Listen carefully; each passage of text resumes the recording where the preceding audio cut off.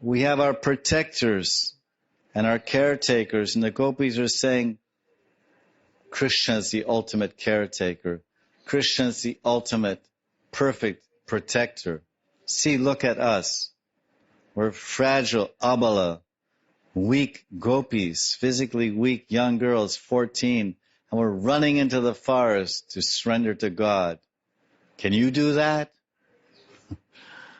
A grown man or a grown woman, can we run into the forest? Can we run to God without our life insurance policy, without our bank account, without our debit card, without our downline, Facebook and email and computer? I doubt it. The gopis gave everything, so they got everything. So where is all this romance? This is all about philosophy. The gopis are great philosophers and great renunciates and great yogis. And of course, they're the greatest lovers of Krishna.